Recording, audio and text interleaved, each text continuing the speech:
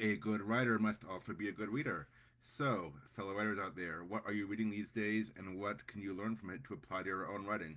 I open up a lot of videos with that whenever I do book reviews, but it's not meant to be a rhetorical question. I actually do appreciate it when some of you in the comments tell me about what you're reading and we can have a good discussion about it, even if I haven't read the same thing you're reading, because there's just so much out there.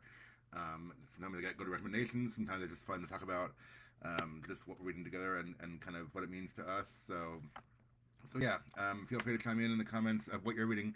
But today, for these next 9.5 minutes or whatever, I'm going to tell you about what I'm reading, or rather, what I just finished reading. And so, hope you're ready to hear about it. I did just finish another Star Wars novel. Here it is.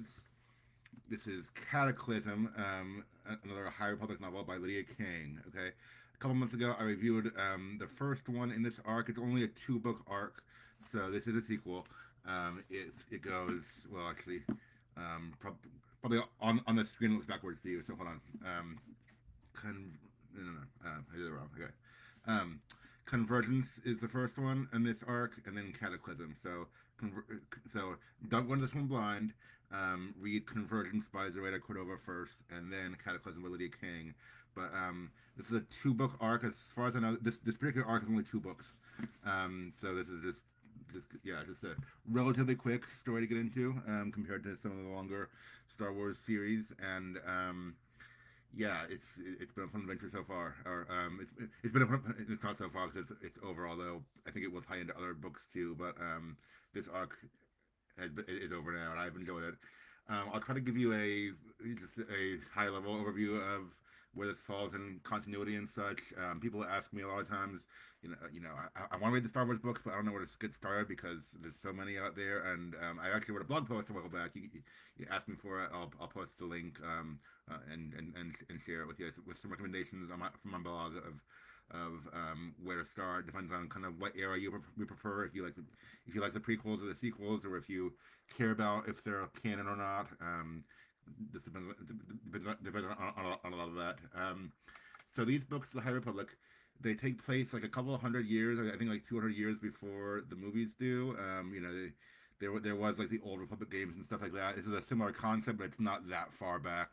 It's just it's you know like a few generations or a few centuries before the movies. Some of you probably saw the trailer for the Acolyte, which made its way around the internet this past week or two. Um, New Disney show, new Star Wars show they're releasing this summer, and the trailer is out, and people were responding to that online. I think they said I read about it. The Acolyte takes place at the end of the High Republic era, about 100 years before the movies. So it's kind of the same era. High Republic being, I guess, before the Republic descended into whatever chaos and corruption we find it in Episode One. That of course eventually leads into the fall of the Republic and the rise of the Empire. But so this is like the golden age of the Republic, but it's not without its threats, of course. So we have a whole new cast of characters. You know, other than actually, I take that back because Yoda and Yaddle, who are both hundreds of years old, um, they have they have kind of frequent appearances in these couple books. But other than that, it's a whole new cast of characters who aren't in the movies at all, and we don't know. And I think that's kind of refreshing sometimes. It's not a lot of continuity to keep up with. If you want to dive into the books and don't know where to start, again, don't go into this one blind. It's a sequel, so read this one first. But if you read these two, I think you'll have a fun time. Um, and there actually are in the High Republic series. There's been five adult. Actually, there's six now. I haven't read the newest one. This is the fifth of the full length novels. I have not read the YA novels because I just can't get into everything. They did a trilogy of three, and then they went back and did prequels in true Star Wars fashions, of course. So these two come before the trilogy of three. So as far as I know, this is like the first thing that takes place in Star Wars canon. Like the, this is the earliest book they've released as far as when it takes place in the timeline. These are the earliest ones they've released because they take place even before the other High Republic novels. So yeah, no backstory needed. Just go into it blind. I mean, obviously you want to know what Star Wars is and the Jedi are, but yeah, then you're good. And I think there's going to be books that then kind of converge those two storylines together. No pun intended, because one of the books is called Convergence. Eye of Darkness is out. That's the next one, and I have not read it yet. But anyway, I think that it's gonna kind of converge these storylines. Anyway, I'll tell you a little bit about the story and characters. This one, I think, Cataclysm, I think was more of an ensemble cast. Convergence kind of followed two pairs. I would say couples. One that is not officially a couple, but two pairs of protagonists. And this one follows the same characters. It's kind of more of it seems like a broader ensemble cast. Like there was Ziri and Fan two, and they are like they are the heirs of like the royal families on warring worlds, and they get married to form a political alliance. And then there's and in the second book they're still in it, but they have I think a more backseat role. The main characters I think are the two on the covers. Gela Natai, she's a Jedi, of course. You can see the lightsabers. And Axel Greylark, actually not a Jedi. He's borrowing one of her lightsabers in this picture. Axel is like, well, he's a chancellor's son, but he's kind of the guy who rebelled against his royal upbringing and became a scoundrel. Like he just likes gambling and getting into trouble and crime and stuff like that. So and these are two who are not officially a couple. They seem like they're drawn to each other, but I mean they're she's a Jedi, he's a scoundrel. They're not officially dating or whatever, but they seem like they're drawn to each other, despite all odds, and they have some kind of connection. And I compared it to like the relationship between Han and Leia. I mean, not saying their personalities are exactly the same because they're their own characters, but I mean, you have one who believes in order and idealism, and the other who believes in nothing, and they should have nothing in common, but somehow they do. Somehow they are drawn to each other, and they want to keep finding each other, and so I'll just tell you, Axel, when we begin book two, he's in jail because of things that happened in the last book.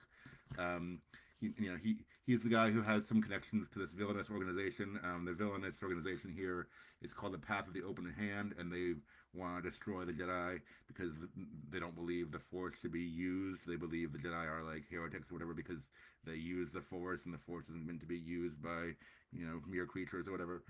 So Axel is part of this. Well, he's connected to this group, but in typical anti-hero scoundrel fashion, he's not really doesn't believe in their cause. He just wants to kind of get ahead for himself. And once he realizes how bad they are and how they want to hurt the Jedi, he starts reconsidering and realizes he needs to get out. He's not on board with that. Um, so it's like Axel is in jail at first. Of course, he gets out in the course of the book, and Gela, who believes in order and everything, she's like, he's tricked us. He's lied. He's lied to us. He's committed crimes. Why do I still want to trust him? Why do I still want to give him a chance? But she finds that she does, and she wants to do that. So they're drawn together throughout this book, it does. Obviously, I mean, I try not to spoil it. I'll try not to try not to tell you too many details, but it does lead into at least the beginnings of a redemption arc for Axel. He's not truly evil. He wants to change and be better, and he's gonna get some second chances. It sounds like. So yeah, that's kind of cool. So I enjoyed it. I think yeah, the main two characters are those two. There's other Jedi Masters in it. It's just and other Jedi characters who are in the background. It's just kind of cool to see the creation of all these different Jedi. Again, all new characters from the movies, but it's a big universe, and it's cool to see how they all fit together. So I'd recommend these two again. Start with Convergence and Cataclysm, but these two, if you want to dive into Star Wars and don't know where to start, this is one good starting place. And yeah, these are. I wouldn't say this one was primarily romance. I think the first one was written by someone who mostly writes romance. But again, there's a romance between Ziri and Fan Two. There's romance between there's at least implied or like hoped for romance between Gela and Axel. So yeah, if you like that, which I do when it's against the backdrop of space, I admit, then you go for it and check it out. So yeah, Lydia Kang, the author, she does a good job of balancing all these elements. Ha- Balancing ensemble cast, having these characters who are wrestling with some big issues, wrestling with some big feelings in the midst of a galactic threat and such like that. And you have you have the big space arc, and you have the human drama as well. And I think that's what we all want from Star Wars, maybe, and what we all want from some of our stories, because we like we like these big scenarios, but we also like characters we can connect to. So if you're a Star Wars fan and you even want to get into Star Wars, it could be a good place to start. Convergence, then Cataclysm are the High Republic novels. Um, but yeah, check it out. It's yeah, fun times. Also, I'm a little over my self-imposed compliment, but I just want to say this. I read the author bio. I don't know much else about this author, but it said she is not only an author, she's a full time. She works as a medical doctor, and she has 3 kids and a family. And I'm like, how do you do it all? That just sounds really cool to me. Like she seems like a cool person. Author of fun books, as well as a medical doctor and a mom. And I'm like, wow, yeah. But yeah, like what am I doing with my life? But no, anyway, good books. Go check them out. And until next time, may the force be with you. And yeah, keep reading and writing and doing all those things you do. I'll see you next time. Have a good weekend, everyone. Thanks. Bye.